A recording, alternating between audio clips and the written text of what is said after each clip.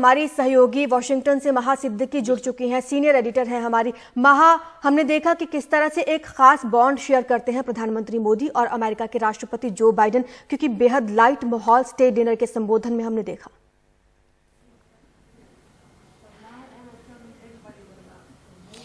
जी हाँ, और state dinner में हमने देखा कि जो मित्रता की वो सुबह से बात कर रहे थे वो काफ़ी साफ तौर पर यहाँ झलक के आई, क्योंकि सुबह से प्रधानमंत्री नरेंद्र मोदी ये कह रहे हैं कि वो राष्ट्रपति जो बाइडेन ने जिस तरह से उनके लिए ये स्टेट विजिट रखी है, जो रिसेप्शन हुआ है, जिस तरह से वार्मथ से वो और फर्स्ट लेडी जिल बाइडेन उनसे मुलाकात करते हैं, और जिस तरह जिल बाइडेन ने पूरा मेन्यू ओवरसी किया है आज के स्टेट डिनर में, सारा वेजिटेरियन खाना रखा गया है, शाकाहारी खाना रखा गया है, उस सब को देखते हुए उन्होंने कहा कि और एक उन्होंने पुराना उदाहरण भी दिया। उन्होंने बोला कि जब वो काफ़ी साल पहले आए थे और उस वक्त नवरात्र चल रही थी और उन्होंने कुछ नहीं खाया था, तब भी जो बाइडेन काफ़ी चिंतित थे कि और बार बार आके पूछ रहे थे उनसे कि आप क्या कुछ खाएंगे नहीं, ऐसा कुछ भी नहीं है जो वो खा सकते हैं। तो उन्होंने उससे एक उदाहरण लेते हुए बोला कि वो हरदम से ही ऐसे थे और इसी तरह अभी भी हैं, कि बहुत वार्मथ से मिलते हैं और अपनी मित्रता दूसरे की तरफ मित्रता का हाथ बढ़ाते हैं। तो एक कॉर्डियल एटमॉस्फेयर में स्टेट डिनर हुआ, और स्टेट डिनर्स अक्सर ऐसे ही होते हैं क्योंकि जिसको भी कोई भी देश स्टेट डिनर के लिए बुलाता है तो उसको वो एक ऑनर दे रहा होता है, वो उनका स्पेशल गेस्ट होता है। तो कैमराडरी और फ्रेंडशिप और मित्रता दर्शाई जाती है, बोली जाती है शब्दों में भी, क्योंकि ये सब डिप्लोमेसी का पार्ट है एक तरह से। बिल्कुल महा, और कई अमेरिकी और कई भारतीय भी वहां पर खास मेहमान पहुंचे हुए हैं। क्या लगता है कितनी देर तक ये कार्यक्रम अभी चलने वाला होगा?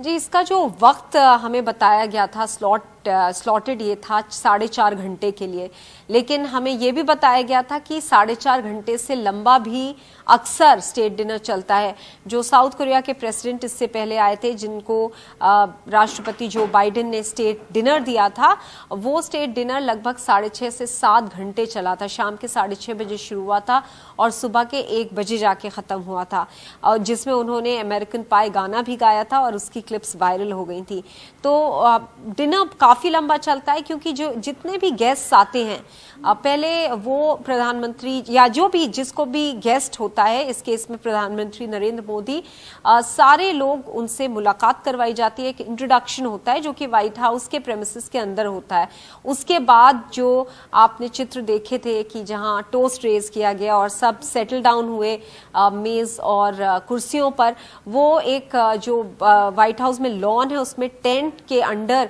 ये डिनर हुआ, क्योंकि व्हाइट हाउस के अंदर कोई इतना बड़ा कमरा है नहीं जहां पे इतने लोग अकोमोडेट हो जाएं। तो हरदम जो स्टेट डिनर होता है वो इसी तरह बाहर लॉन्स में किया जाता है, जैसे आज प्रधानमंत्री नरेंद्र मोदी के लिए किया गया। तो डिनर लंबा खिंच सकता है। हम उम्मीद कर रहे हैं कि अब थोड़ी देर में हालांकि खत्म हो जाना चाहिए ये डिनर, लेकिन डिनर की कोई भी जैसे आप कहिए वक्त निर्धारित नहीं है। अगर बातचीत चलती रही और चिट चैटिंग चलती रही, डिनर आगे भी बढ़ सकता है, लंबा भी हो सकता है, ये हमें पहले ही बता दिया गया था। जी बिल्कुल, और पीएम ने अपने संबोधन में पाकिस्तान और चीन का नाम लिए बगैर जिक्र किया है। पाकिस्तान को आतंकवाद पर घेरा है और चीन को हिंद प्रशांत क्षेत्र में जिस तरह से उन्होंने कहा कि यहाँ पर काले बादल घिर गए हैं, उस बात का भी जिक्र उन्होंने किया। जी बिल्कुल, जो कांग्रेस में उनका एड्रेस था, joint meeting of US Congress को, उसमें उन्होंने जो टेररिज्म की बात की, आतंकवाद की बात की, एक्सट्रीमिज्म की बात की, वो क्लियरली भारत के एंगल से देखें तो वो पाकिस्तान की तरफ ही लगता है कि एक तरह से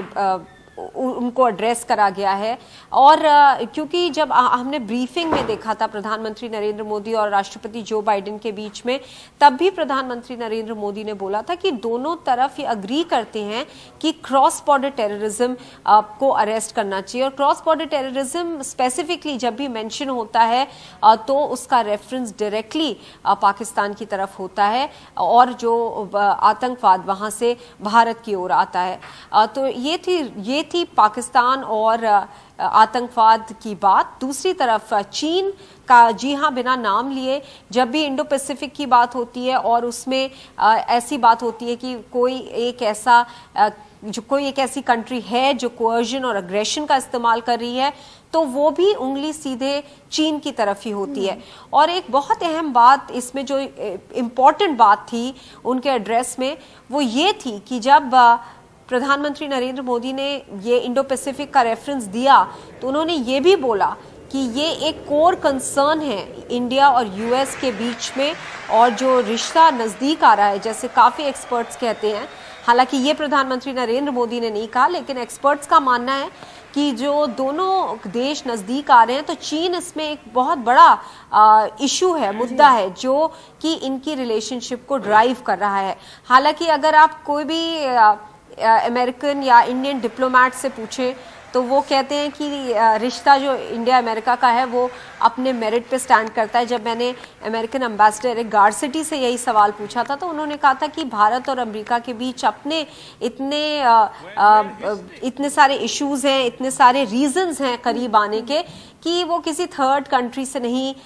इन्फ्लुएंस या लिंक देखना चाहिए। लेकिन क्लियरली जो इंडो पैसिफिक में थ्रेट है, एक कॉमन थ्रेट है चीन का, भारत और अमेरिका दोनों के लिए, वो एक ड्राइविंग फोर्स है इस रिश्ते के लिए। शुक्रिया आपका महा, इस तमाम जानकारी के लिए।